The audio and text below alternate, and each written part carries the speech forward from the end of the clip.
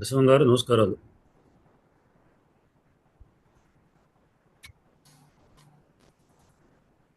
Okay. 37వ శ్లోకం. ఖండోయమానేన కటం కదాచిత్ వన్యద్విపేనోన్మథితా త్వగస్య అథైవ మద్రే స్తనయా శుశోచ సేనాన్యమాలీఢమివాసురాస్త్రైః. ఖండోయమానేన కటం కదాచిద్వన్యద్విపేనోన్మథితా త్వగస్య అథైవ మద్రే స్తనయా శుశోచ సేనాన్యమాలీఢమివాసురాస్త్రైః. లక్ష్మణ్ చదవండి శ్లోకం. గురుగారు కండూయమానేన కటం కదాచిత్ వన్యద్విపేనోన్మథితా త్వగస్య అథైవ మద్రే స్తనయా శుశోచ సేనాన్యమాలీఢమివాసురాస్త్రైః. కండూయమానేన కటం కదాచిత్ వన్యద్విపేనోన్మథితా గతస్య అథైవ మద్రే స్తనయా శుశోచ సేనాన్యమాలీఢమి వాసురాస్త్రైః.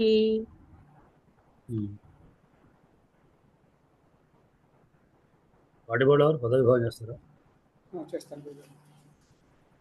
కండూయమానేన కటం కదాచిత్ వన్యద్వీపేనోన్మథితా త్వగస్య అథైవ మద్రే స్తనయా శుశోచ సేనాన్యమాలీఢమివాసురాస్త్రైః. కండూయమానేన కటం కదాచిత్ వన్యద్వీపేనోన్మథితా త్వగస్య అథైవ మద్రే స్తనయా శుశోచ సేనాన్యమాలీఢమివాసురాస్త్రైః.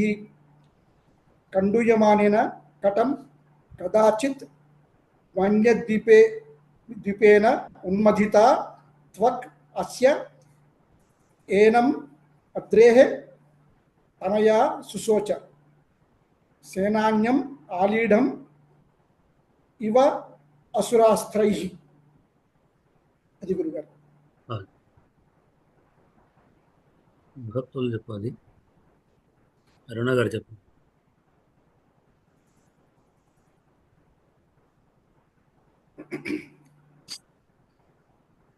గురుగారు కండూయమానేన కటం కదాచిత్ వన్యద్విపేనోన్మథితా త్వగస్య తథైవ మద్రే స్తనయా శుశోచ సేనాన్యమాలీఢమివ సురాస్త్రైః. కండూయమానేన కండూయమానేన కండూయమానాభ్యాం కండూయమానైః. కండూయమాన శబ్దः अकारांत पुल्लिंगः तृतीयैकवचनान्तः. कटं कटं कटौ कटान्. कट शब्दः अकारांत पुल्लिंगः द्वितीयैकवचनान्तः. कदा अव्ययं चित् अव्ययं वन्यद्विपेन द्विपेन द्विपेन द्विपाभ्यां द्विपैः. वन्यद्विप शब्दः अकारांत पुल्लिंगः तृतीयैकवचनान्तः. उन्मथिता उन्मथिता उन्मथिते उन्मथिताः. उन्मथिता शब्दः अकारांत स्त्रीलिंगः प्रथमैकवचनान्तः. त्वक् त्वक् त्वचौ त्वचः. त्वक् शब्दः चकारांत स्त्रीलिंगः प्रथमैकवचनान्तः. अस्य अस्य अनयोः एनयोः येषाम्. इदं शब्दः मकारांत पुल्लिंगः षष्ठैकवचनान्तः. अथ अव्ययम् एनं एनं येनौ येनान्. इदं शब्दः मकारांत पुल्लिंगः द्वितीयैकवचनान्तः. अद्रेः अद्रेः अद्र्योः अद्रीणाम्. अद्रि शब्दः इकारांत पुल्लिंगः षष्ठैकवचनान्तः. शुशोच शुशोच शुशुचतः शुशुचुः शुशुचुः. शुचशोक धातुः भूते लिट् परस्मैपदी प्रथमपुरुषैकवचनान्तः. सेनान्यं सेनान्यं सेनान्यौ सेनान्यः सेनानी शब्दः इकारान्त सेनान्यान् सेनान्यः सेनान्यं सेनान्यौ सेनान्यौ सेनान्यान् కదా సేనాన్యః सेनान्यः అని ఇచ్చారండి. సేనాని శబ్దం సేనాని ఓకే సేనాన్యం सेनानी सेनानी सेनानी शब्दः इकारान्त पुल्लिङ्गः द्वितीयैकवचनान्तः अलीढम् अलीढम् अलीढौ आलीढम् आलीढौ आलीढान् आलीढ शब्दः अकारान्त पुल्लिङ्गः द्वितीयैकवचनान्तः इव अव्ययम् असुरास्त्रैः असुरास्त्रैः अस्त्रेण अस्त्राभ्याम् अस्त्रैः असुरास्त्र शब्दः अकारान्त नपुंसकलिङ्गः तृतीया बहुवचनान्तः अन्ते सेनानी शब्द सेनानी सेनान्यो सेनान सेनान्यं सेनान्यं सेनानी సేనాన్యః కరెక్టే గురుగారు सेनान्य సేనాన్యం सेनान्य సేనాన్యో సేనాన్యః सेनान्य सेनानीन शब्दं సేనాని प्रधानक सेनानी होती ఆ, गुणी गुणी సేనాని गुणी गुणी शब्द अಲ್ಲ गुणी गुणी गुणी पुनः అదే ఇక్కడ మనకు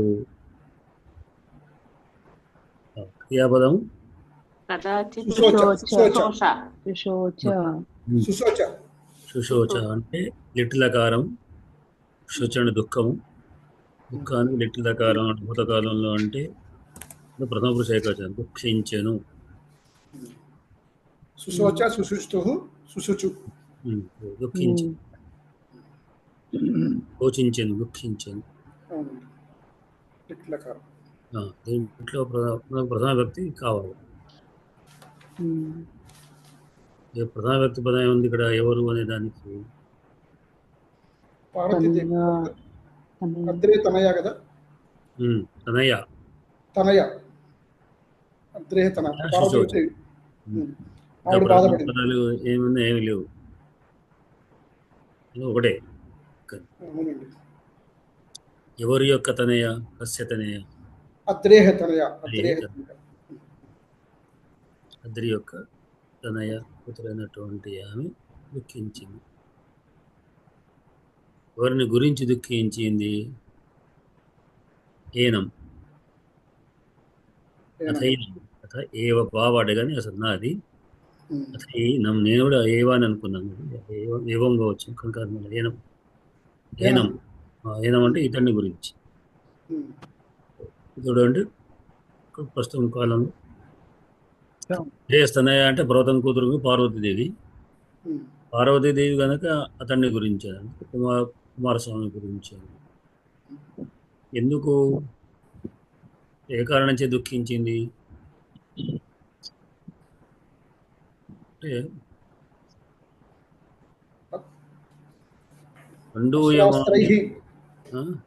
అన్య దివ్యేన అంటే పార్వతీదేవి ఇద్దరి గురించి దుఃఖించిందండి అటు దేవదారు వృక్షం గురించి కుమారస్వామి గురించి దుఃఖించింది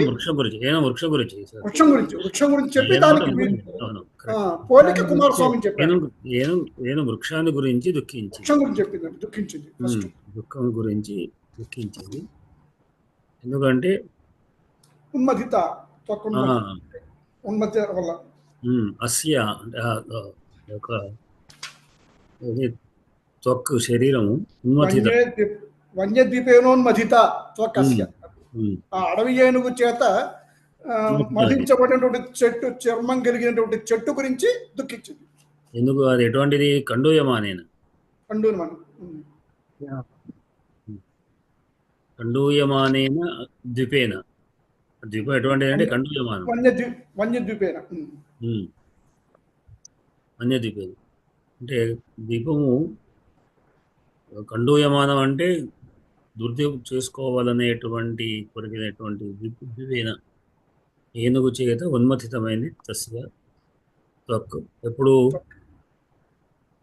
అదేమిటి అనుమతితమైంది అంటే కలిగినటువంటి కటం కదాచిత్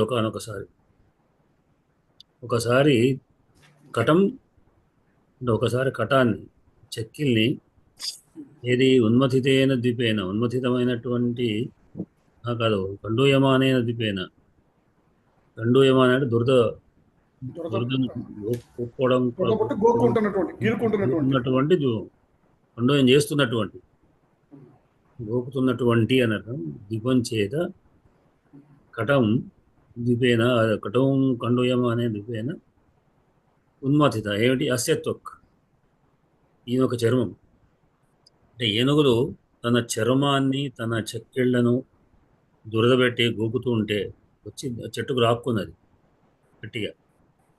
ఆ రాకడం చేత ఈ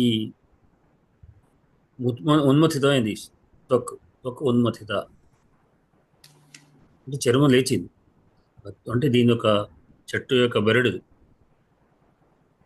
చెట్టు బెరడులు ఈ వచ్చి గోకడం చేత ఆ బెరడులు లేచినటువంటిది కనుక దుఃఖించింది. ఇక్కడ ఒక ఉపమానం చెప్పాడు. ఎట్లా అంటే ఎందుకు చూసిందంటే సేనాని అయినటువంటి కుమారస్వామిని ఈ ఆలీఢం అస్త్రముల చేత ఆలీఢమైన వాడు, సురాస్త్రముల చేత దేవత యొక్క అస్త్రముల చేత ఆలీఢం అంటే తగులుకున్నటువంటి వాడు లేదా దెబ్బతిన్నటువంటి వాడైన కుమారస్వామిని చూసి ఎట్లా దుఃఖిస్తుందో అట్లా దుఃఖించింది. లేదా కుమారస్వామిలా చూస్తుంది. నిన్న శ్లోకం చెప్పుకున్నాను, వెనక శ్లోకం చెప్పుకున్నాను కదా. కుమారస్వామికి ఒకవేళ రాక్షసులు వచ్చి ఏదైనా బాణాల చేత బాధపడితే ఏ విధంగా దుఃఖిస్తుందో ఆ విధంగా ఆ విధంగా అతన్ని చూసేటువంటి ఆ చెట్టును చూసేటువంటి దుఃఖించింది అని శ్లోకం. చెట్టును సొంత కుమారులా చూసుకుంది అనమాట భారతదేవుడు. అదే క్రితం శ్లోకంలో అట్లా ఉంది. నేను ఆ శ్లోకం విన్నాను. ఆ శ్లోకంలో చెప్పిన ఆ శ్లోకం కదా. శ్లోకం చూసుకుంటే ఉండదండి. అందస్య మాతో వయసామ్రసజ్ఞ ఆమె తన పుత్రీకృతోసౌ వృషభధ్వజేన. ఒక శివుడేమో పురుడిగా చేసుకున్నాడు చూస్తుంటే, ఆమె కూడా తన యొక్క హేమకుంభస్తన నిస్సృతానాం వయసాం తన ఇక్కడ మన శ్లోకం మనం హేమకుంభస్థ నిస్సృతాం అనే దానికి కుమారస్వామి పక్షంలోనేమో కుండల వంటి పురుగులు పైస అంటే పాలించినటువంటి. ఇక్కడ వృషభ మన ఈ చెట్టుకు పైస అంటే పాలు కాదు, పై శబ్దం రెండు అర్థాలు ఉన్నాయి. నీరు. ఈ నీరేమిటి అంటే హేమకుంభస్తనం అంటే హేమకుంభములు అనబడే స్తనాలు అంటే హేమకుంభాలే. హేమకుంభములు అనబడేటువంటి స్థానాల చేత తల్లి స్థానం చేత పిల్లవాడికి ఇచ్చినట్లుగా ఈ బంగారు కుండలతో నీళ్లు పోయబడేటువంటి ఈ హేమకుంభస్థానం అనేటువంటి పదం ఒకరికి ఒక పక్షంలో ఇంకొరకు ఇంకో పక్షంలో పయస్సు రెండు శ్లేష రెండు అర్థాలు. చెట్టుకేమో కుంభముల వంటి పొరుగులతో దాంతో స్థానాల చేత నీళ్ళనిచ్చేటువంటిది అని అక్కడ కుమారస్వామికి కుమారలక్ష్మణము అక్కడ పైశుద్ధంగా విశిష్టత అది. అంటే ఆ చెట్టు నీళ్లతో పెరిగింది, కుమారస్వామి ఈమె స్థానంలో పాలతో పెరిగాడు. రెండుకి హేమకుంభ స్థానం అన్న పదం ఆడే. హేమకుంభ స్థానంలో హేమకుంభమేమో వృక్షం విషయంలో, కుంభంలో అనబడే స్థనం అనే పదం పూర్వోత్తరం ఉపమానం ఉత్తర పదం అది. తర్వాత స్కందుడి తల్లి విషయంలో కూడా హేమకుంభం అనేటువంటిదేమో ఒక హేమకుంభ ఉపమానం, స్థనం అనే ఉపమానం. ఉండల వంటి పొదుగులు అనే అక్కడ కుండలు అనేవాడేటువంటి ఆ స్థనాలు అని కుండలు అని పేరు, కానీ వాటి కుండలు అంటాం కానీ స్థనాలు అని ఈ విధంగా చెప్పేవాడు. సరే, అటువంటి అంటే తల్లిలాగా ఆమె పెంచింది దేవదారు వృక్షాన్ని కనుక అందుకొరకు ఆమె ఈ చెట్టు కూడా వృక్షానికి ఏదైనా జరిగితే అంటే కొంచెం మందం కలిగినటువంటి గర్వం కలిగినటువంటి ఇవన్నీ కూడా ఏం చేస్తాయంటే బాగా దురద పెడుతుంటే పక్కకున్న వాటి రాకుండా పోతుంటాయి. పశువులు కూడా మేము చూస్తుంటే చిన్నప్పుడు మొత్తం సాయంత్రం సమయంలో కూడా పశువులు మందలు వస్తుండేవి. ఆవులు, గేదెలు, బర్రెలు మొత్తం వీధి నిండా అనుభవం. అసలు పశువులు వచ్చే వేళ అని చెప్పి పిల్లలందరూ లోపలికి పరిగెత్తుండేవాడు. ఇళ్ళలో నుంచి మొత్తం లోపలికి పోయి ఇళ్ళలో కూర్చునేవాళ్ళు లోపల. ఎందుకంటే మొత్తం వాడంతా నిండిపోతుండేది. అయితే అవి పక్కకు ఉన్నటువంటి అరువులను రాక్కుంటూ గీక్కుంటూ పోతుండేవి అనమాట. అట్లా ఇవి చెట్లకు రాక్కున్నాయి. పెట్టి రాకుతుంటే అక్కడ అడవిలో ఉన్నటువంటి చెట్లు కూడా ఒక్కొక్కసారి చెట్లు పీకి వేస్తుంటాయి మొత్త గజాలు. అటువంటి ఆ విధంగా రాకడం చేత ఆ బెరుడు లేచిపోయినాయి. లేచిపోతూనే బాధపడే దుఃఖించిన అయ్యో అని నా కుమారునికి ఏ విధంగానైతే రాక్షసుల యొక్క అస్త్రాల చేత ఒకవేళ బాధపడితే ఎట్లా ఉంటుందో అట్లా బాధపడ్డది అని శ్లోకంలోని ఉపమానం. ఇక్కడ ఉన్మదిత అంటే ఉత్తు ప్లస్ మదిత అండి. అది ఉత్తు పైకి మతితం విక్రయించబడ్డాని అర్థం. మతం అంటే చిలకడం, మతం అంటే చిలకడం, ఉన్మతిత అంటే పైకెత్తబడిన. ఉన్మదిత అంటే ఏం సంధి అవుతుంది గారు అక్కడ? ఉన్మదిత మనం అంటే అనునాసికమే. అనునాసిక ఉత్తు ప్లస్ మదిత కదా అది. ఉత్తు ఉన్మదిత అవుతుంది. అవును. ఏం సంధి అది? అనునాసిక సంధి. మనం చెప్పుకున్నాం కదా మన అనునాసిక సంధి.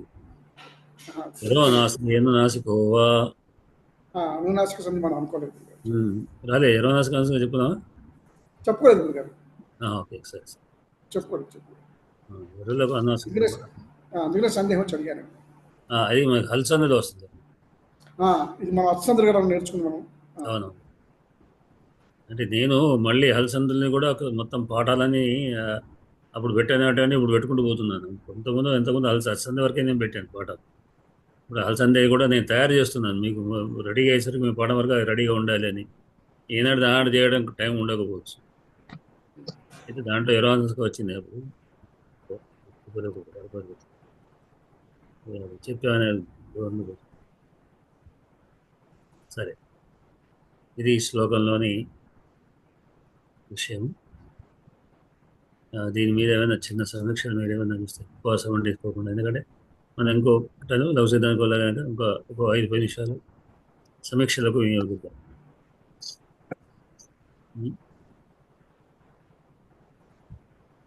చెప్పండి దెందుకొండ వారు. అయ్యా నమస్కారం. ఇది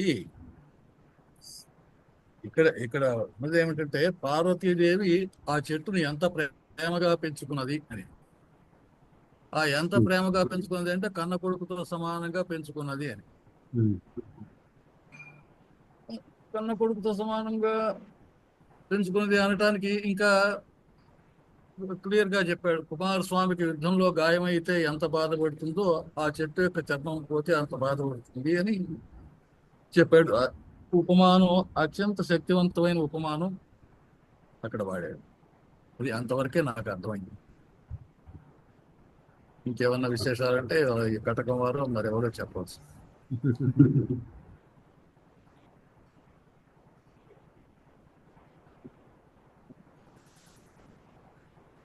వారు చెప్పవచ్చు. మీరు ఇంకా కూడా ఎవరికైనా అభిప్రాయం కూడా వస్తే కూడా మీరు చెప్పవచ్చు. అందరికి కూడా ఆహ్వానం.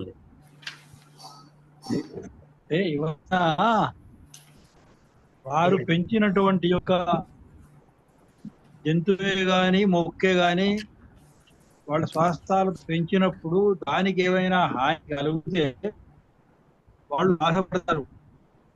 సహజం, యూనివర్సల్ ఎక్కడైనా అని. అది అక్కడ షేక్స్పియర్ దాంట్లో కూడా చెప్పాడు. అంటే మానసికంగా ఎవరు ఏ పరిస్థితులు ఎట్లా బాధపడతారు, ఎట్లా. ఇది వాయిస్ బ్రేక్ అవుతుంది, క్లారిటీకి రావడం లేదు.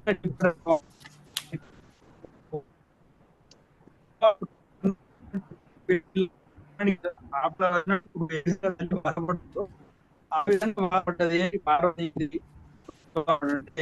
పార్వతీదేవిని అదే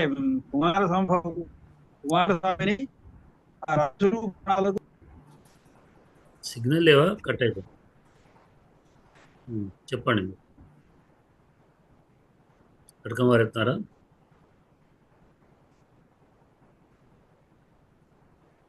అయ్యా నమస్కారాలు.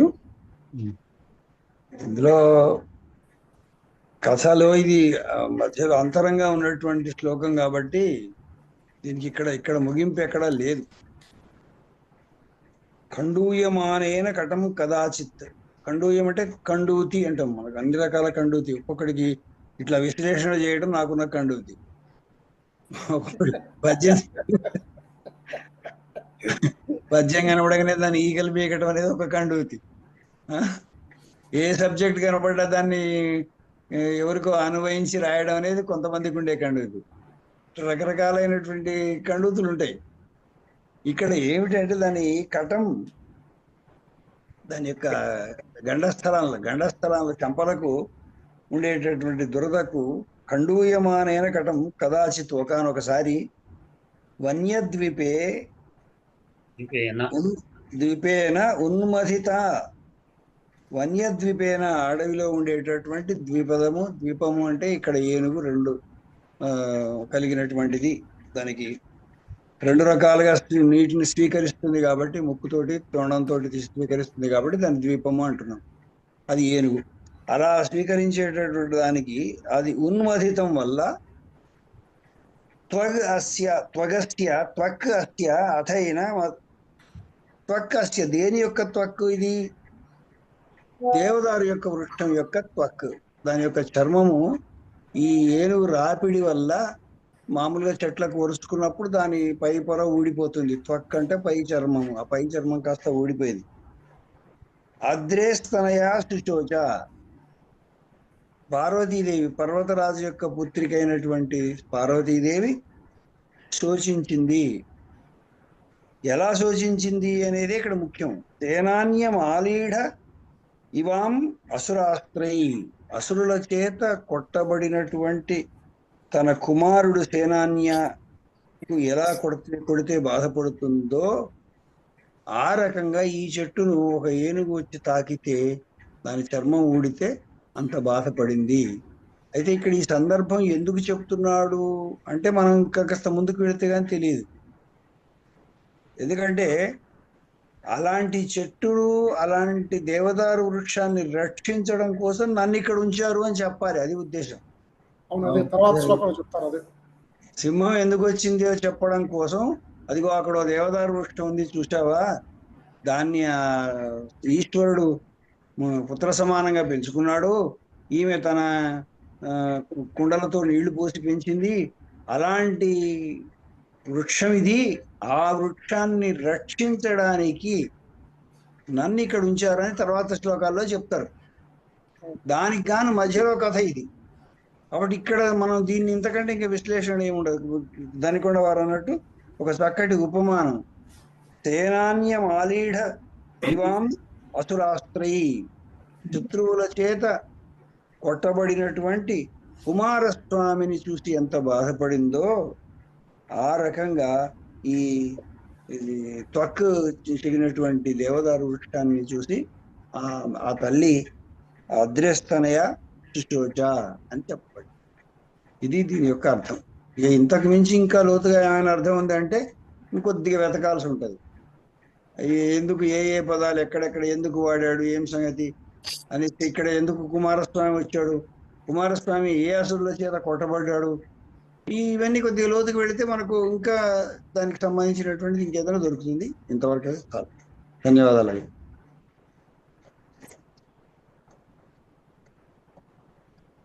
ఎవరైనా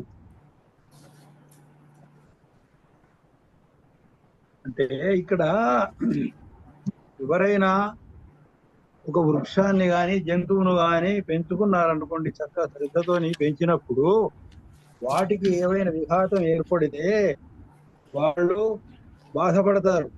అది సహజం అన్నమాట, లోక సహజం అది.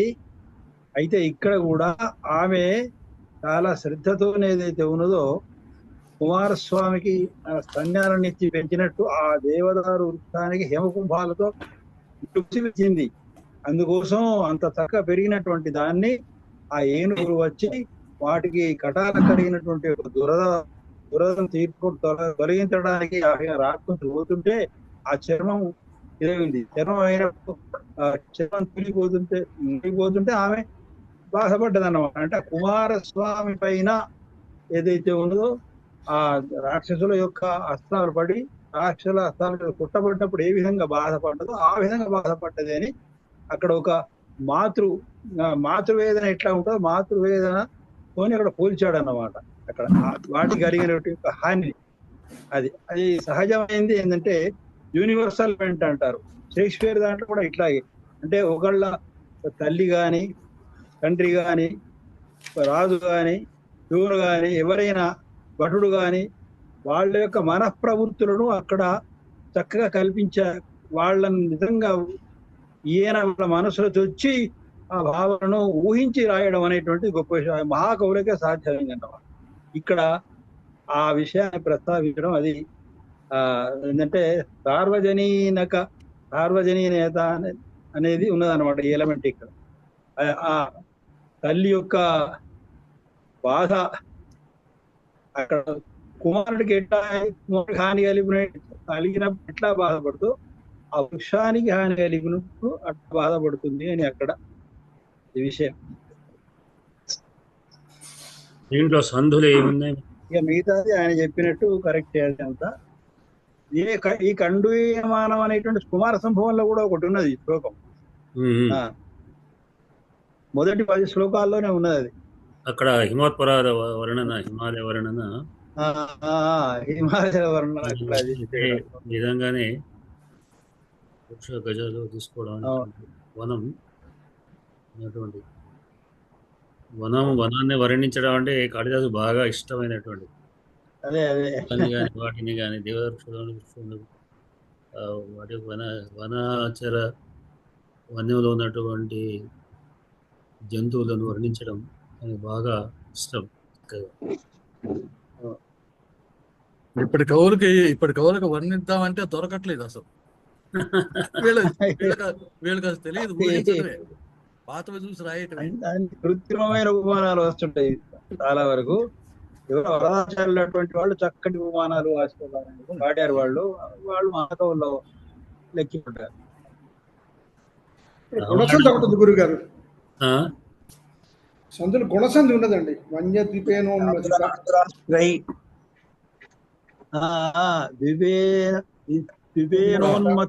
అన్నాడు. ద్వీపేనోన్మతిత గుణసంధి. అథైనం వృద్ధి సంధి కూడా ఉందండి.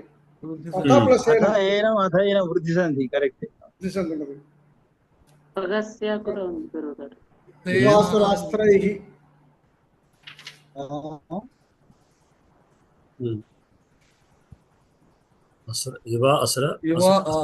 శ్రవణ దీర్ఘ సంధి.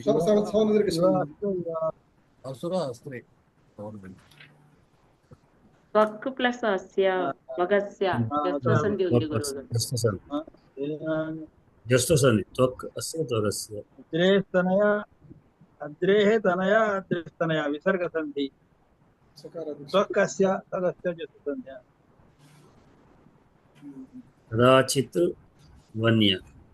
కదాచిత్ అన్య వన్య. కదాచిత్ వన్య మళ్ళీ జస్వ సంధి అక్కడ.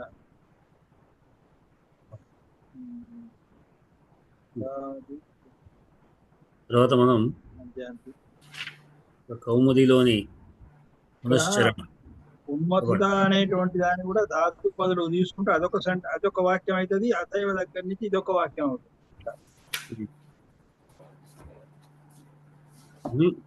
ఇంతవరకు ఒకటే మొత్తం. ఇది 3 పదాలు. జనాన్యవాడేది ఉపమానం. ఉపమానం సంబంధించి కింద 2 పాదాల్లో ఉపమానం ఉంది, మీద ఉపమేయం. అంటే మీరు అన్నట్టు ఉన్మతిత అయింది కనుక అథానంతరం అని అర్థం కదా. ఒక్కసారి ఉన్మతితమైంది. అస్యత్వక ఉన్మతిత అంటే క్రియాపదం దాకా ఉన్మతిత అనేది అయినా తప్రత్యం కనుక అది క్రియాపదం దాకా ఒకనొకసారి అస్యత్వ ఉన్మతిత. దీని చేత వన్యద్వీపేన కండూయమానైన వనద్వీపేన అయ్యా గురువు గారు, ఇప్పుడు ఈ ఆలీఢం అనేటటువంటిది ఇక్కడ ఏ సందర్భంలో కొట్టబడినప్పుడు ఉపయోగిస్తాం మనం ఆలీఢం?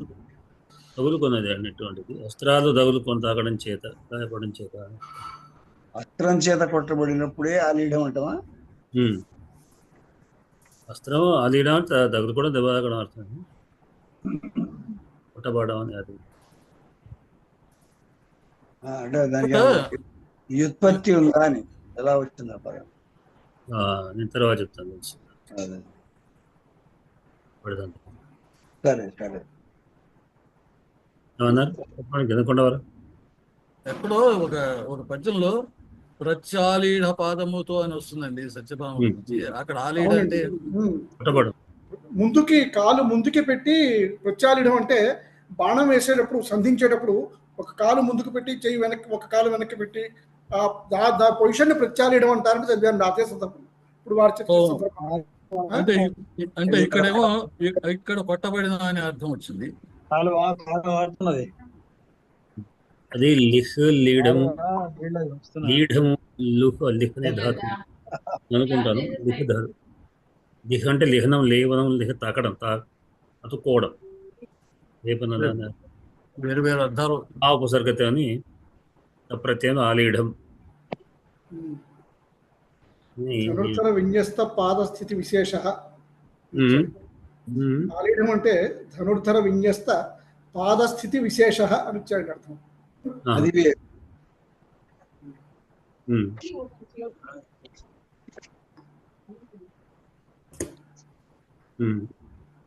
అక్కడ కొట్టబడిన లేదు అర్థం. పాదం యొక్క విశేషం గురించి చెప్తున్నారు. పాదాన్ని ఉంచిన తీరు, పాదం ఉంచిన తీరును బట్టి ఆలీఢం అని చెప్తున్నాడు. నానార్థాలు ఉండవచ్చు. అదే ఉండవచ్చు.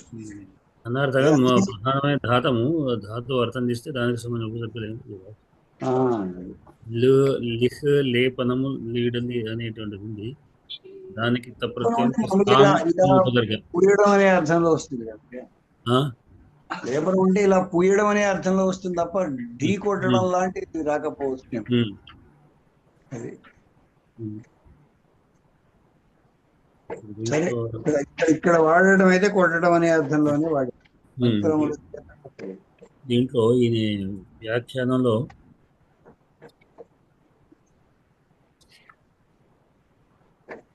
ఆలీఢం అని అంటే కొట్టబడిన అనే ఇస్తాడు. అంతే. క్షతం అనే పదము మలినా సూర్యవ్యాఖ్యానం. క్షతం బాధపడ్డది, గాయపడ్డా అని అర్థం. ఇప్పుడు సేనాన్యం అనేటటువంటిది ఎట్లా? సేనాని శబ్దం. సేనాని దేవసేనాని కాబట్టి నిన్నమాట నిజానికి సేనాని అంటాం కదా. సేనాని శబ్దం, అది నకారాంత. సేనాని, సేనాన్యో, కరి శబ్దం వల్ల కరీన్ కరీన్ శబ్దం కూడా కాదు, మళ్ళీ దాని వేరే వస్తుంది. అంటే నకారాంత శబ్దం అంటే సేనాని. సేనాని, సేనాన్యవు, సేనాన్య, సేనాన్యం అని ఇక్కడ వస్తారు. అంతే, సేనాని, సేనాని అని. సరే, ఇది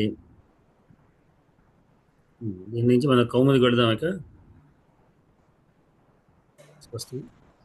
కౌముదిలో మనం ఇంతవరకు మన పునశ్చరణ చేస్తున్న కార్యక్రమంలో అంతర్భాగంగా మొదలు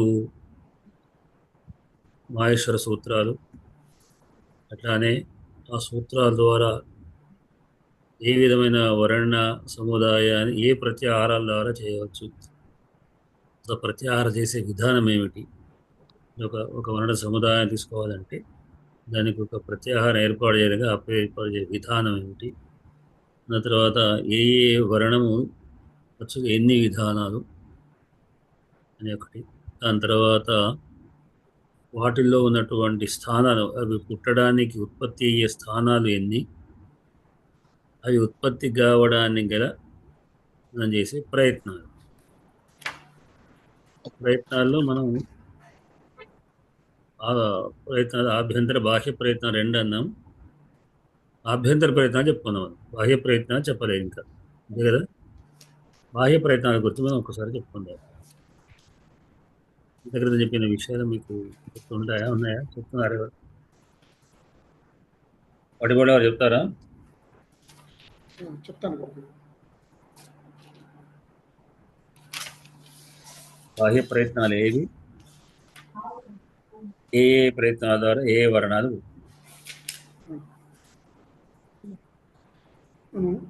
ఈ అక్షరాన్ని పలికేటప్పుడు, స్వరాన్ని, వస్త్రాన్ని పలికేటప్పుడు 2 రకాల ప్రయత్నాలు జరుగుతాయి అని అనుకున్నాము.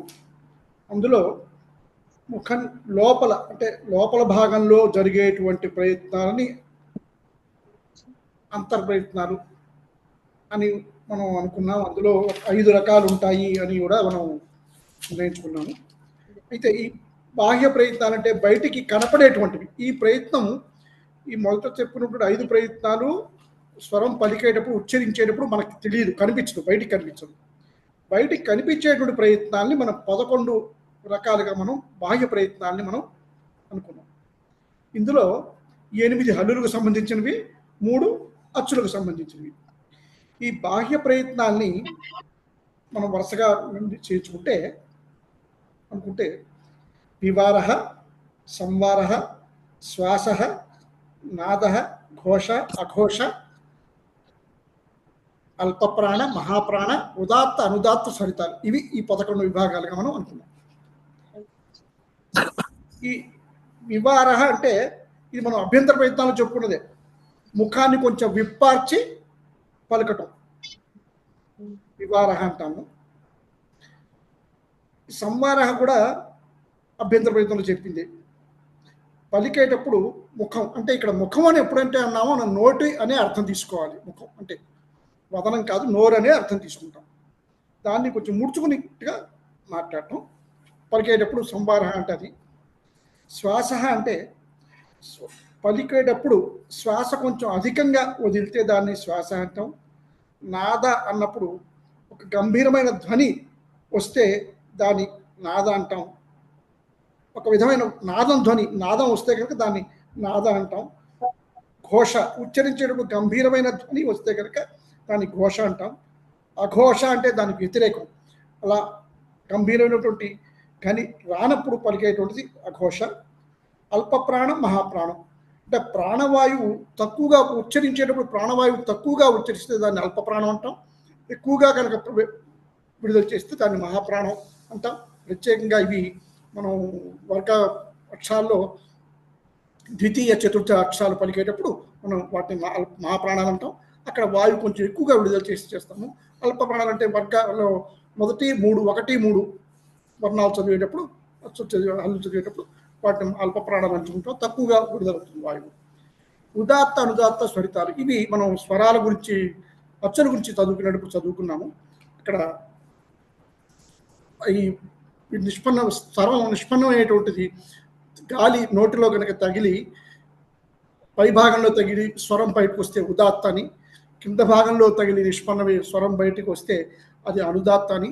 ఈ రెండింటి సమాహారంలో వచ్చి మధ్యలోంచి వచ్చినట్టయితే అది అనుదాత్త అని మనం అనుకున్నాము. ఈ మూడు మొత్తం 11 బాహ్య ప్రయత్నాలు మనకు ఉన్నాయి. ఇప్పుడు ఈ 11 బాహ్య ప్రయత్నాల్లో ఏమేమిటి మనకి ఎక్కడెక్కడ వస్తాయి అనుకుంటే,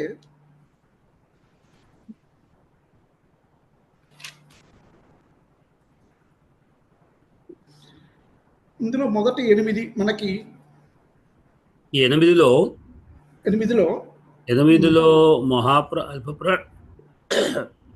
అల్ప ప్రాణ మహాప్రాణాలు బాగా పెట్టండి. 3 విడిచిపెట్టారు, 11 3 పోయినాయి. అది అచ్చులకి. అవునండి. అల్ప ప్రాణ మహాప్రాణ సెక్షన్ వేరు. అవును. అంటే మొత్తం హల్లుల్ని అల్ప ప్రాణ మహాప్రాణ 2 భాగాలు చేసేసారు. ఒక మిగిలిన 6లో 3 వేసి మళ్ళీ సగం విభాగాలు చేశారు. సగం విభాగాలు చేశారు. ఒక్కోదానికి మళ్ళీ 3 భాగాలు వర్ణాలు వస్తుంటాయి అన్నమాట. 3 వర్ణాలు. శ్వాస, నాద, ఘోష ఒక 3టికి చెప్పారు. వివార, సంవార, నాద, ఘోష, అఘోష ఒకదానికి చెప్పారు. వివార, సంవార, శ్వాస మరొక విభాగానికి చెప్పారు. ఇప్పుడు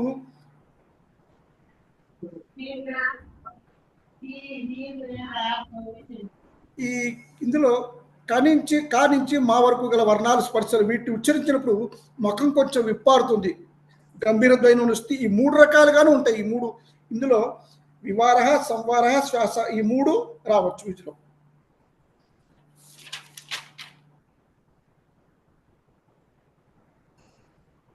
అయితే ఈ మూడిట్లలో హల్లుల్ని 2 భాగాలు చేశాం ముందు. ఏమిటది? ఒకటేమో కర్రు, రెండవదేమో హష్.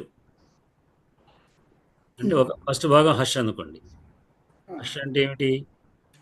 హయ్యవరట నుండి జబగడ దశ్ వరకు, ఆ తర్వాత మళ్ళీ ఖర్ అంటే ఖప చెడత నుంచి హర్ర వరకు, షెస్సర్ వరకు. ఎందుకంటే హల్లు విడిచిపెడదాం, హల్లులో హా ఇక్కడికి వచ్చింది కదా. 2 భాగాలు అంటే రెండింటిని సగం చేసాం.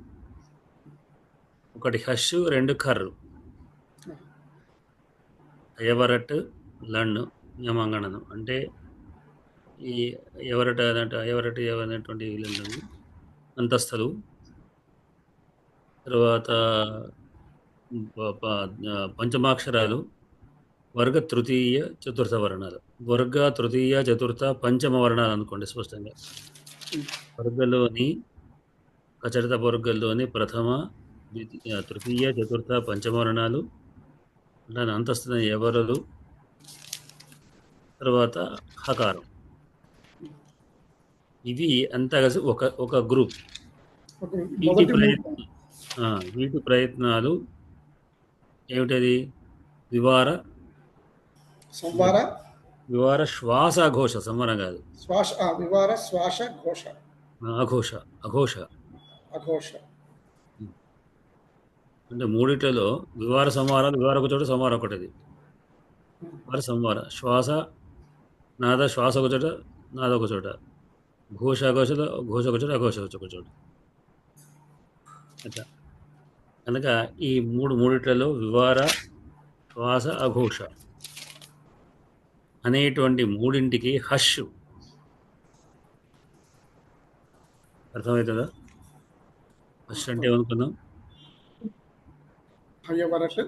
హయవరట్ లండ్ హయవరాల ఎండ్ అనమాట.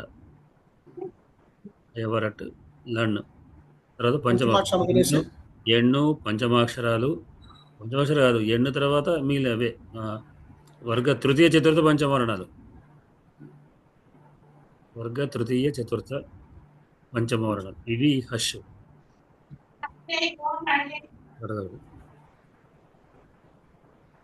అయితే వీటి యొక్క ప్రయత్నాలు ఏమిటి?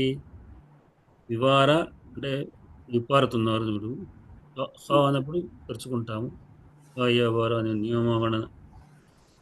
తర్వాత వాటి యొక్క ధ్వని శ్వాస వస్తుంది కొంచెం. తర్వాత శ్వాస ఘోష, అఘోష. ఘోష కదా, ఘోషని ఘోష అనేటువంటి ధ్వని విధానం. ఇవి వీటికి వస్తాయి. తర్వాత ఖర్రు అంటాం. హష్ ప్లస్ ఖర్రు ఈజ్ ఈక్వల్ టు హల్లు. అంటే హల్లులో సగభాగాన్ని వేసుకొస్తాం.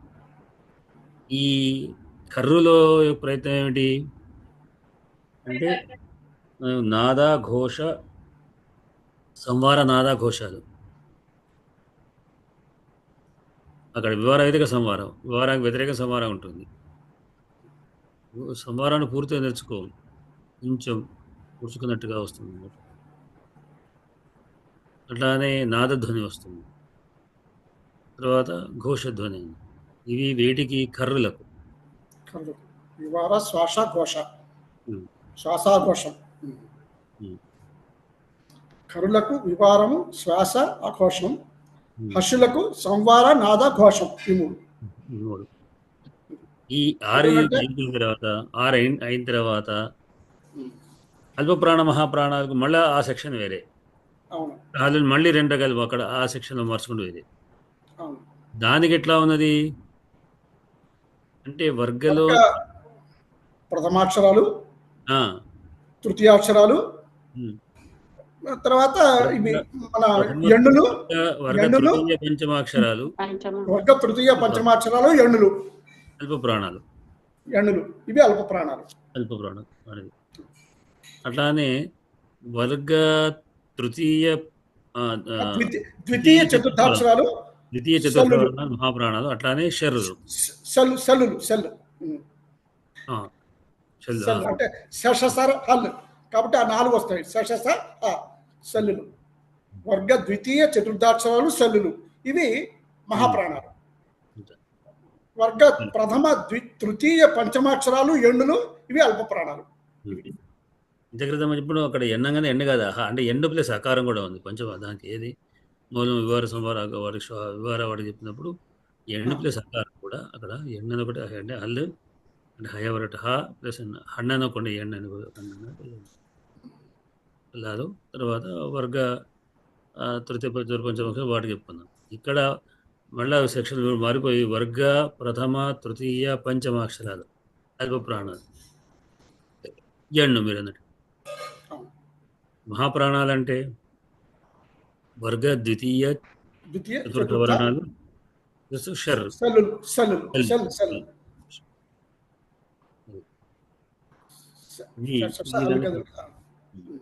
చేయబడ్డాయి. కనుక ఎక్కడైనా మనకు ఇవి ఎందుకు అక్కడికి వస్తాయంటే కొన్ని చోట్ల మనకు ఇంకా హల్ సంధికి వెళ్ళలేము. మనం హల్ సంధి లోపల సవర్ణం తీసుకోవాలి అని చెప్తారు. సవర్ణం అన్నప్పుడు మనకు కేవలం స్థానాలతో సరిపోదు, అప్పుడు ఇవి కూడా ప్రయత్నాలు కూడా తీసుకోవాల్సి వస్తుంది. ప్రయత్నాలు తీసుకోవాల్సి వస్తే అవి వీటిని కలిపి చూసుకోవాల్సి వస్తుంది. ఒక వర్ణానికి మరొక వర్ణానికి, రకారానికి షకారం, కకారం కకారం అవుతుందా లేదా ఎట్లా అవుతుంది అనేది తీసుకుంటే అక్కడ ఉన్నటువంటి ఇన్ని సెక్షన్ తీసుకుంటే దాంట్లో కలుస్తుంది. ఒకదానికి ఒకటి కలవాలి అంటే ఇది తీసుకోవాల్సి వస్తుంది. ఇది మరొక్కసారి చెప్తాను గురుగారు, మరొక్కసారి చెప్తాను. చెప్పండి. మళ్ళీ చెప్తాను ఒకసారి. మీరు అందరూ కూడా వినండి, ఒకవేళ అనుమానం ఉంటే. ఇప్పుడు ఈ బాహ్య ప్రయత్నాల్లో మొత్తం 11 రకాల ప్రయత్నాలు అని అనుకున్నాం.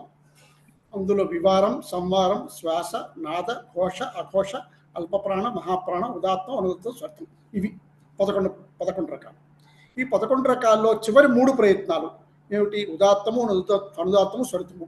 ఇవి కేవలం అచ్చులకు సంబంధించినవి మాత్రమే. కాబట్టి అవి ఆ 3 పక్కన పెట్టారు. ఆ 3 పక్కన పెట్టిన తర్వాత ఈ మిగతా వాటిల్లో మొదటి 6 ప్రయత్నాల్ని మళ్ళా 2 రకాలుగా విడగొట్టారు. ఏమిటంటే అవి అల్పప్రాణం, మహాప్రాణం కూడా మళ్ళా మనం వాటి గురించి కూడా మాట్లాడుకున్నాం. ఈ మొదటి ఇంకా ఈ 3 + 2 5 పోతే ఇంకా 6 ఉన్నాయి. 6టిని 2 గ్రూపులుగా విడగొట్టి ఈ హల్లులకు మొత్తానికి వాటిని అందులోంచి చేశారు. ఏమి చేశారు? ఎలా విడగొట్టారంటే కర్ అంటే కకచటత, కర్ అంటే కపచటత, సర్ వాటి వరకు కపచటత, చటతం, కపై, సర్ అంతవరకు వివార, శ్వాస, ఘోషాలు అని 3 ప్రయత్నాలు చెప్పారు. కఖ, చ, కఠ, తథ, పఫ, స అంటే వర్గ ప్రథమ ద్వితీయ అక్షరాలు, తర్వాత శశసాలు. వీటికి వివార, శ్వాస, ఘోష అన్నారు. వివార అంటే ముఖం కొంచెం విప్పార్చి పలకటం, శ్వాస అంటే ఉచ్చరించేటప్పుడు కొంచెం శ్వాస బయటికి రావటం, శ్వాస అధికంగా వెలవటం. ఘోష అంటే ఒక విధమైనటువంటి అఘోషం, అంటే శబ్దం రాకుండా ఉపయోగించేటువంటి అఘోష. ఈ 3 వివార, శ్వాస, అఘోష, ఈ 3 బాహ్య ప్రయత్నాలు.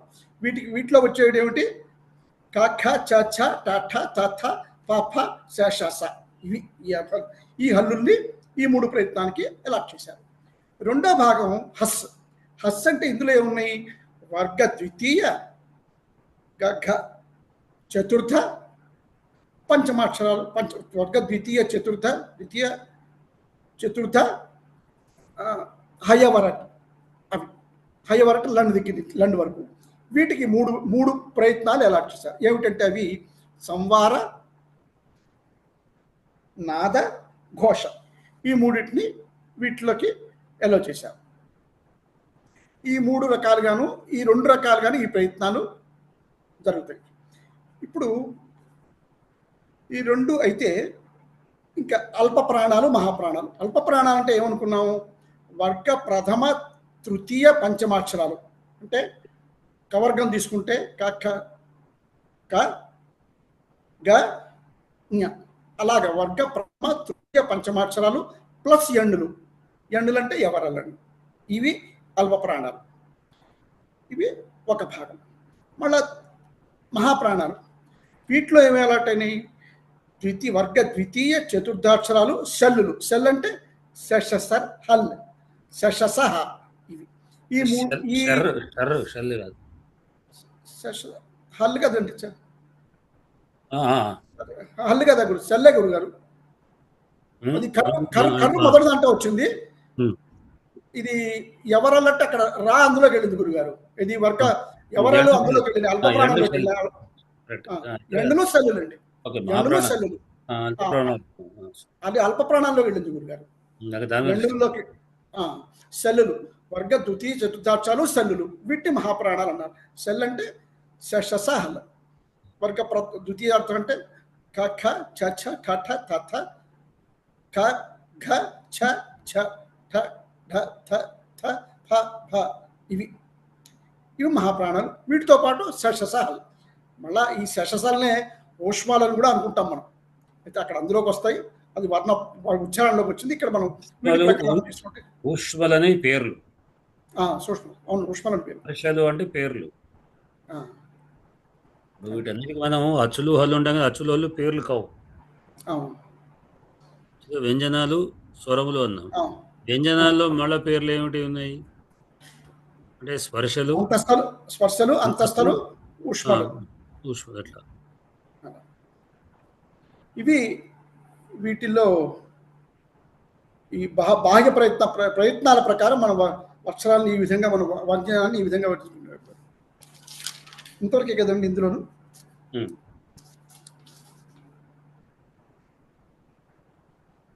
అంతే కదా, అంతే గురుగారు. వీటిలో మనం ఇందులో చెప్పుకుంది ఇంతవరకు. మళ్ళీ ఒకసారి మీరు ఎవరైనా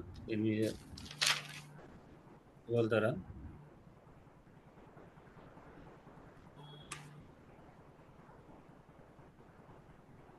భద్ర గారు చెప్తారా?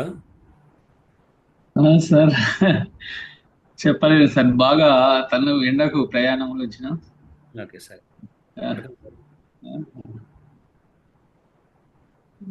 ఇవి కొంచెం కన్ఫ్యూజ్ చేస్తాయి పాఠం. ఈ ప్రయత్నాలు ఏమిటి అనేది కొద్దిగా మనం దాన్ని మళ్ళీ మళ్ళీ రిపీట్ చేసుకుంటే కానీ మైండ్కి ఎక్కవు. అంతే, ఏదో గజిబిజిగా ఉన్నట్టుగా అనిపిస్తుంది.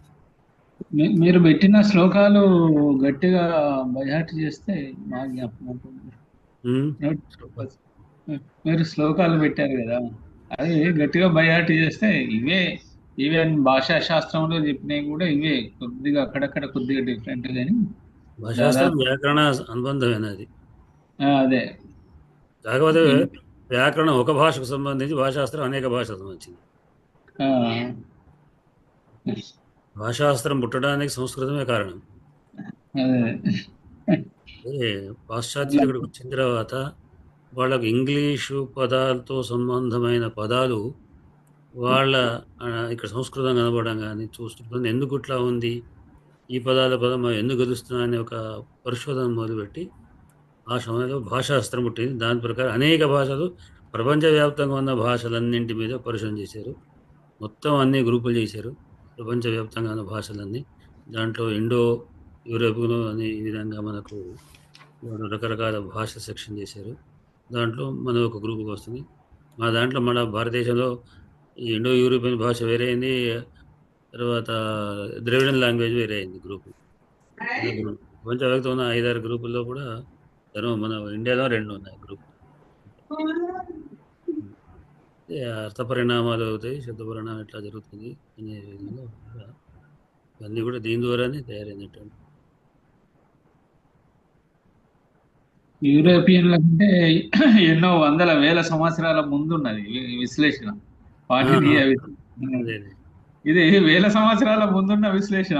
వాళ్ళ ఊహకు కూడా అందనిది ఇంత గొప్పగా చేశారు అనేది. దీన్ని ఆదర్శంగా తీసుకొని ఇవన్నీ చేశారు. భాషల విభజన ఇవన్నీ ఒక గొప్ప ఒక రూట్ దొరికింది వాళ్ళ భాషా శాస్త్రంలో ఒక లీప్ దీని ద్వారానే. చెప్పండి కటకం వారు.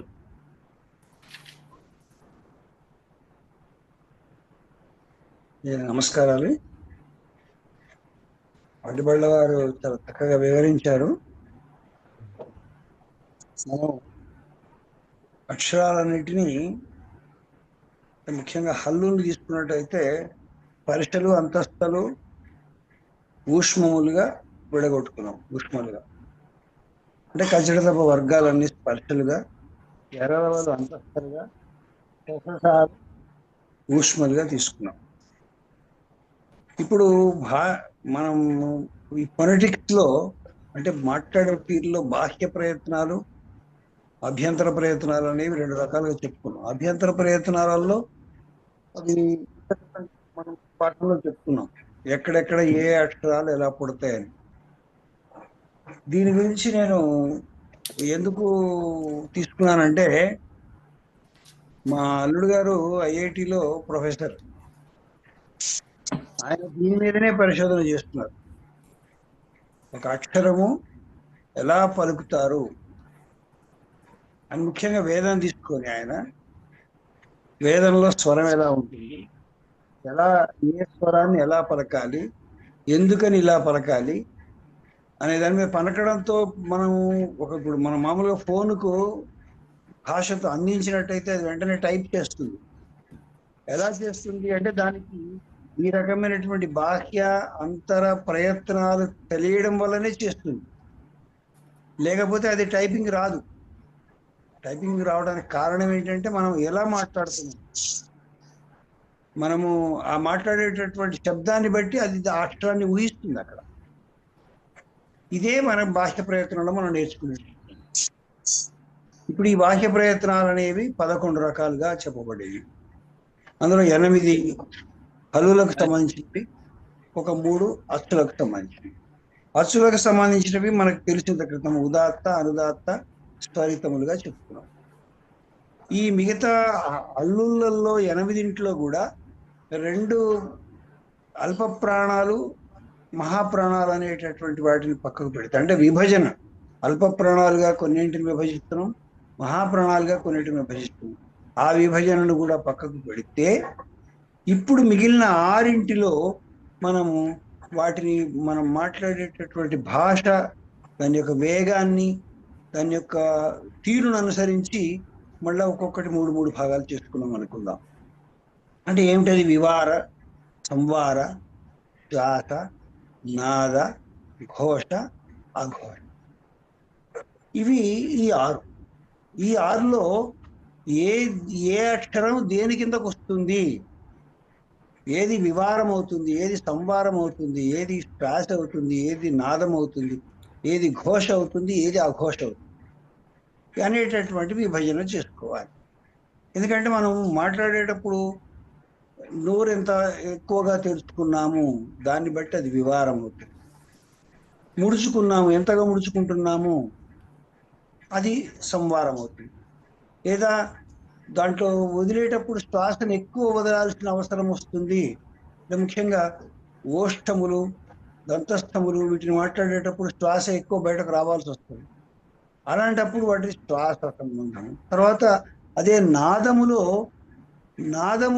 శ్వాసకు నాదముకు తేడా ఏంటంటే ఈ 2 వ్యతిరేకమైనటువంటివి. నాదములో స్వరం వస్తుంది, కానీ ఎక్కువగా దాన్ని శ్వాస బయటకు వచ్చేటటువంటి పరిస్థితి ఉండదు. అలాగే ఘోష, అఘోష. ఈ అఘోష అన్నప్పుడు దాన్ని పెద్దగా గంభీరంగా పలకాల్సిన అవసరం లేనటువంటివి అఘోష. గంభీరంగా పలికేటటువంటి వాటిని ఘోషగా చెప్తాం. ఇప్పుడు దీన్ని అంటే మనం దీని ప్రకారంగా మనం ఈ 6 2 భాగాలు కనుక చేసుకున్నట్టయితే, దీంట్లో మన సూత్రాల ప్రకారంగా తీసుకుంటే ఖర్ అనేటటువంటి దాన్ని తీసుకున్నాం. ఖర్ అంటే ఇది ఒక ప్రత్యయం. ప్రత్యాహారం. ఎలా ప్రత్యాహారం తీసుకుంటాం. ఖర్ అనేటటువంటిది ఒక ప్రత్యాహారం. ఎక్కడి నుంచి ఖా నుండి 6 అక్షరాల వరకు వచ్చేంత వరకు ఆ మధ్యలో ఉండే అక్షరాలన్నింటినీ కూడా ఖర్గా తీసుకుంటాం. ఇవన్నీ కూడా వివాద,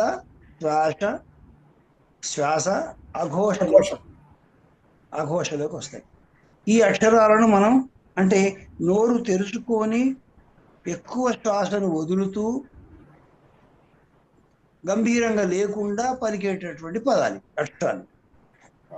దీని తర్వాత హర్ష అనేటటువంటిది 2వ ప్రత్యాహారం. ఈ 2వ ప్రత్యాహారంలో హా నుండి షా వరకు తీసుకుంటాము. ఇవి హయవర లట్ అంటే హయవరాలు తీసుకుంటాం.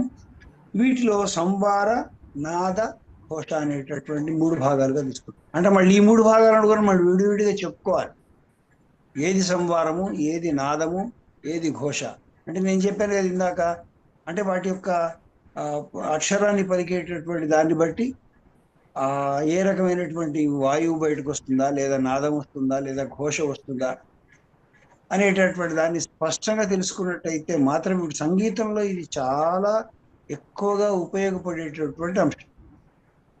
ఎందుకంటే సంగీత పాఠాలు చెప్తున్నప్పుడు మనకు పక్కన కూర్చుంటే అక్కడ తప్పు పోయింది అంటాడు, తప్పు ఎక్కడ పోయిందో మనకు అర్థమై చాలు.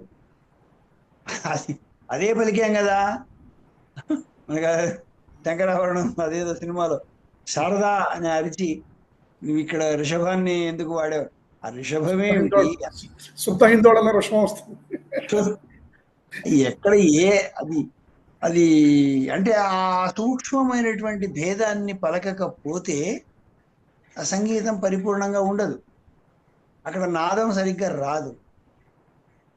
కాబట్టి దానికి ఒక నిర్దిష్టమైనటువంటి నాదం ఉంది అని చెప్తాడు స్పష్టంగా. అక్కడ మనకు ఆ నాదం అంటే అక్కడ తెలుస్తుంది. కాబట్టి ప్రతి అక్షరాన్ని ఏదో మనము మాట్లాడుకోవడానికి వాడేటటువంటి వేరు, సంగీతంలో వాడేటటువంటిది వేరు, సంగీత స్వరాలు తయారు చేసేటప్పుడు వేరు. కాబట్టి ఈ రకమైనటువంటి ఈ 6 అంటే మనం 2 గ్రూపులుగా విభజించుకున్నాం. వివార, శ్వాస, అఘోష అనే ఒక సమూహము, సంవార, నాద, ఘోష అనేటటువంటిది ఒక విభాగం. ఈ 6 పక్కకు పెడితే అల్ప ప్రాణాలు, మహాప్రాణాలు మనకు తెలిసినటువంటివి. సరళంగా ఉండేటటువంటి గజడ దవలు, ఖచట తపలు, ఇట్లా మహాప్రాణాలు ఎట్లా 8 మాటలు. ఇవి కాకుండా మనం ఉదాత్త, అనుదాత్త, స్వరితములు అనేటటువంటి 3 అచ్చులకు సంబంధించినటువంటి. ఇందులో ఈ అచ్చులకు సంబంధించినటువంటి వాటిలో మళ్ళీ చెప్పుకునేది ఏంటంటే ఒక అక్షరము 18 రకాలుగా పలకబడుతుంది అనుకున్నాము. ఆ అంటే 18 రకాలుగా పలుకుతుంది. ఆ 18 రకాలుగా పలకటంలోనే ఉదాత్త, అనుదాత్త, స్వరితములు అనేవి ఉంటవి. అంటే దాన్ని ఉచ్చైశ్వరంతో పలుకుతున్నాము. అంటే అక్కడ గొంతు పెద్దగా చేసి పలకక్కర్లేదు. గొంతు పెద్దగా చేస్తే ఒప్పుకోరు, దెబ్బలు పడతాయి, ఏం లేదు. అదే అక్షరాన్ని ఉదాత్తంగా పలుకుతున్నామా, అనుదాత్తంగా పలుకుతున్నామా, ఎక్కడ దాని ఉత్పత్తి స్థానాన్ని నోటిలో ఏ భాగం తీసుకుంటున్నాం అనేటటువంటి దాన్ని బట్టి ఆ 2 ఈక్వల్గా వస్తున్నదా, స్వరితంగా వస్తున్నదా అనేటటువంటిది సరిగ్గా వస్తేనే ఆ మంత్రం సరిగ్గా పనిచేస్తుంది. కాబట్టి ఇక్కడ అస్తుకు సంబంధించినటువంటి ఉదాత్త, అనుదాత్త, స్వరితములు అనేటటువంటివి ఉంటాయి. ఈ రకంగా ఇవన్నీ కూడా బాహ్య ప్రయత్నాల కిందికి వస్తాయి. అయ్యా ఇది నాకు తెలుసు. సంతోషం. వాడి గురించి ఒక మాట అంటుంటామండి, వీడికి పొట్టకొస్తే అక్షరం ముక్క రాదని చెప్పండి చిన్నప్పుడు అనేవాళ్ళం చదువుకోని వాడి గురించి. కానీ పొట్టకొస్తే అక్షరం ముక్క, అక్షరం ముక్కలు పొట్టలో ఉంటాయి అంటే ఇప్పుడు చదువుకుంటే అనిపిస్తుంది. ఏ స్వరం, ఏ అక్షరం పలికినా దాని ఉత్పత్తి స్థానం నాభి నుంచే బయలుదేరుతుంది. వాయువు నాభి నుంచి బయలుదేరి స్వరపేటిక ద్వారా వచ్చి బాహ్య అంత ప్రయత్నంలో మొట్టమొదటి గొంతు దగ్గర నిష్పన్నమై మీరు పలికేటువంటి బాహ్య ప్రయత్నం ద్వారా బయటికి వచ్చి ఒక అక్షరంగా అది మీకు వినిపిస్తుంది. ఒక ఆభరణం అనేటువంటిది ముందు ముడి పదార్థం బంగారం అనేటువంటిది ఒకటే. దానికి రకరకాల స్థానాలు అంటే చేసేటువంటి స్వర్ణకారుల జగ స్థానాల్లో వాడు చేసే మిషనరీ వస్తువులు కావచ్చు, లేకపోతే కొట్టే సుత్తులకి తెలియని కావచ్చు, వాటిలో వాళ్ళు చేసే ప్రయత్నాలు, ఆ ప్రయత్నం ఏ ప్రయత్నం చేస్తే ఆభరణం అట్లా తయారైనట్టుగా వాడుకోవడానికి ఉపయోగపడ్డట్టుగా మన గంజి కూడా నావి నుంచి వచ్చేటువంటి ఒక ధ్వని రకరకాల స్థానాలు మనం చేసే రక్త ప్రయత్నాలతో బయటకు మన ముఖం బయటకు వచ్చేటప్పటికే ఒక స్వరూపాన్ని ఒత్తుతుంటుంది. అక్షరం అక్షరం పొట్టలో ఉన్నదని అర్థం అండి. చివరికి పొట్టకు వస్తే అక్షరం కనపడాలి, మీరు కనిపించకపోయినా కనిపిస్తే వినిపిస్తుంది. పొట్టలోంచే ఉంటాయి అక్షరాలు. మనం చదువుకుని అనుకున్నాం ఇప్పుడు పొట్టకు వస్తే అక్షరం ముక్క రాదనేవాళ్ళం. పొట్టలోనే కాదు సార్, ఇప్పుడు మూలాధార, స్వాదిష్టాన, మణిపుర అన్ని చోట్ల ఉంటాయి. ఏ చక్రంలో ఏ అక్షరం ధ్వనిస్తుందో కూడా యోగ శాస్త్రం చెప్తుంది. ఉదాత్తము అనుదాత్తము అనే రెండింటి మధ్య స్వరభేదాలు కూడా సరిగమ పదని ఉన్నాయి. ఈ ఉదాత్త అనుదాత్తాలలో కూడా 7 రకాల డివిజన్స్ ఉన్నాయి. అదే ఇప్పుడు స్వరము షడ్జమానికి నిషాదానికి తేడా ఏమిటి అంటే ఉదాత్త అనుదాత్తాలలో ఉన్న తేడా. వేదంలో మనము 3 స్వరాలే అనుకుంటాం కానీ 3 స్వరాలు అనుకుంటాం కానీ మేము వారణాసిలో రిఫ్రెష్ కొరకు నేను చేసింది 4 రోజులు. అక్కడికి మొత్తం భారతదేశంలో ఉన్నటువంటి చాలామంది రకరకాల ప్రదేశాలు, ఢిల్లీ నుంచి ఒక ఆయన వేద పండితుడు, అంటే వేదాలకు కూడా యూనివర్సిటీలో కూడా డిపార్ట్మెంట్లు ఉన్నాయి, రకరకాల డిపార్ట్మెంట్లు. దాంట్లో ఒక ఆయన శుక్ల యజుర్వేద నుంచి ఏదో ఆయన సెక్షన్ ఏదో ఆయన ప్రొఫెసర్ ఆయన వచ్చాడు. ఆయన వాళ్ళు అక్కడ చెప్పేటువంటి విషయంలో వేదాల గురించి చెప్పేటప్పుడు మన దగ్గర కేవలం 3 స్వరాలు కంటే వాడు చెప్పేది 5-6 స్వరాలు చెప్తుంటారు. ఇట్లా చేయబెట్టి ఇట్లా అడ్డంగా ఇట్లా అంటారు. మనం చూస్తుంటారు. మనకు మాత్రం కేవలం పైకి కిందికి మాత్రమే మనం చేస్తుంటాం కదా, వాళ్ళు చెప్పేది ఇట్లా అడ్డంగా ఇట్లా అంటారు. అయితే అప్పుడు చెప్పేటప్పుడు వాళ్ళు నాకు జ్ఞాపకం లేదు, 4-5-6 చెప్పారు వాళ్ళు స్వరాలు. అదే ఎప్పుడో రాసి పెట్టుకున్నాక నీకు మళ్ళీ దాని మీద దృష్టి పడలేదు నాకు. అంటే అన్ని రకాల స్వరాలు ప్రయత్నాలు ఉన్నాయి. అవన్నీ మరింత సూక్ష్మమైన విభజన ఉంటుంది. కేవలం మనం పైన 3 రకాలుగా విభజించుకున్నాము, కానీ వాళ్ళు నేర్చుకునేటువంటి విధానంలో మరింత సూక్ష్మమైన విభజన ఉండొచ్చు. సామవేదంలో చెప్పండి. గురుముఖత మాత్రమే వస్తుందండి అది. ఏదైనా గురుముఖమే సార్. గురువు లేని విద్య మీకు అది నేర్చుకోకూడదు సార్. గురువు లేదే విద్య కూడా అంతే. మన మంత్రాలలో ఉన్న బీజాక్షరాలు కూడా ఒక్కొక్క బీజాక్షరం ఒక్కొక్క చక్రాన్ని ప్రభావితం చేస్తుంది.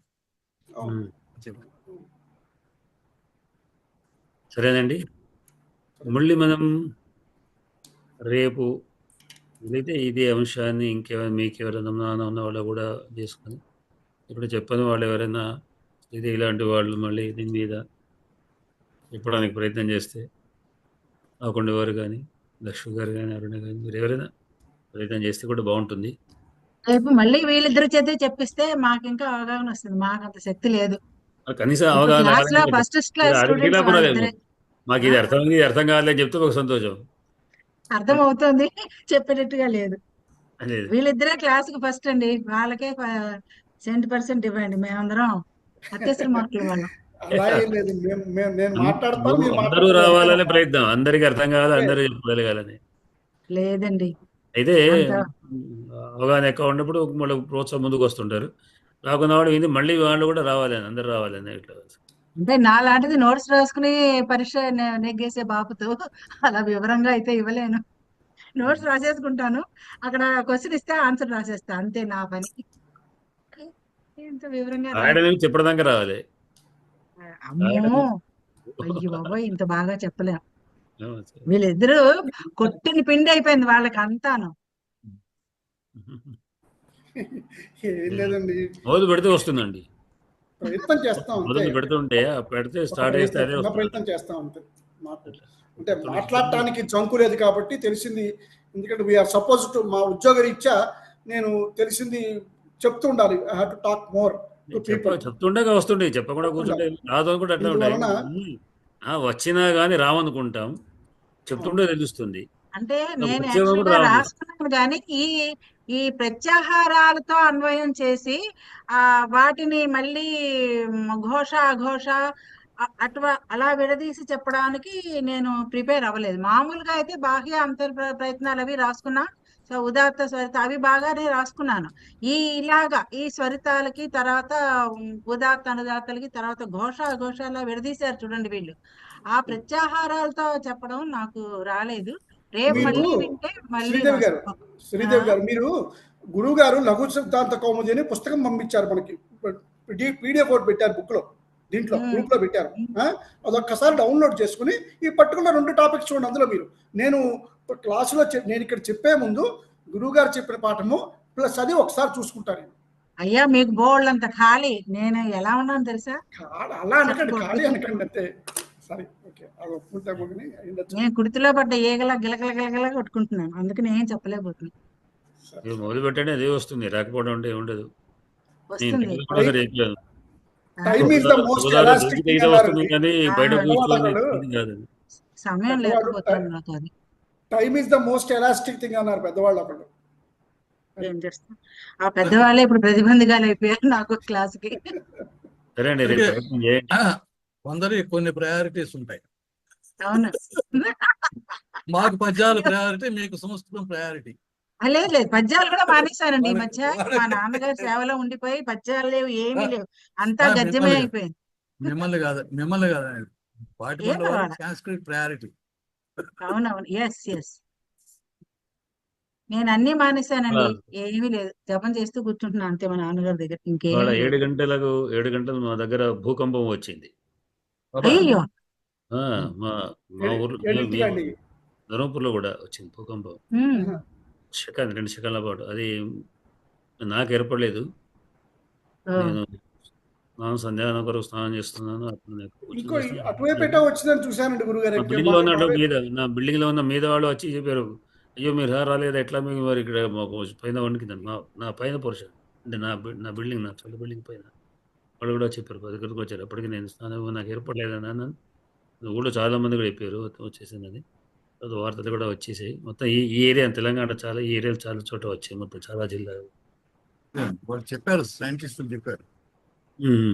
ఇక్కడ వాన అయితే కురుస్తుంది, కుంభవృష్టి. కానీ వానది ధర్మపురికి ఇంత క్రితం చెప్పాము, ఒక ఛత్రం ఉంది మాకు, వాన పడదు.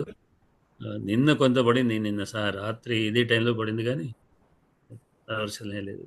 మీ ముఖం ఇవాళ అయితే కొంచెం డల్ గా ఉంది అనుకున్నా, ఏంటి ఇలా ఉన్నారు సార్? లేదు, నేను షేవింగ్ చేసుకోవడం. అదే లేదు, ఎప్పుడు బొట్టు బాగుంటుంది, బాగుంటుంది బొట్టు. నరసింహ నవరాత్రులు అంటే నేను బయటకు పోయి వచ్చాను బజార్లో, ఒక 10 నిమిషాలు తొందరగా అందుకోవాలని ప్రయత్నం వెళ్ళి బజార్లో ఒక 10 నిమిషాలు వెళ్ళి వచ్చాను. సంథింగ్ రాంగ్, మీరు మొహంలో లేదు. నరసింహ నవరాత్రులు జరుగుతున్నాయి కదా కనుక ఇవాళ 3వ రోజు. ఇదే నవరాత్రులు అంతర్దాక్షంగా నేను దృఢ కంకణ బద్ధుడైన కనుక ద్వారా మన నరసింహ నవరాత్రి వచ్చే ఆదివారం వరకు కూడా ఇది ఇట్లానే ఉంటుంది. దాని గురించి ఏం కాదండి, దాని గురించి ఏం కాదు. అదే చూస్తే ఏదో ఉన్నట్టుగా అనారోగ్యం ఉన్నట్టుగా అనిపిస్తుంది అంతే. మొహంలో కుంకుమ పట్టు ప్రస్ఫుటంగా ఉంటుంది మీ ఎప్పుడు, ఇవాళ కొంచెం ఇప్పుడు కరెంటు కూడా పోయింది. ఇది ఇన్వర్టర్ తో నడుస్తుంది. ఓకే, అన్నగారు నన్ను ఒకవైపే చూడు అన్నట్టుగా. కొంతమంది సిగ్నేచర్ ఉంటుంది కదా, సార్ కురడేవారు అంటే ఇలా ఉంటారు. అది సరేనండి, ధన్యవాదాలు. స్వస్తి ప్రజాభ్య పరిపాలయంతాం న్యాయేన మార్గేణ మహీమహేష గోబ్రాహ్మణేభ్యః శుభమస్తు నిత్యం లోకా సమస్తా సుఖినో భవంతు. కాకుండా వారు ధన్యవాదాలు.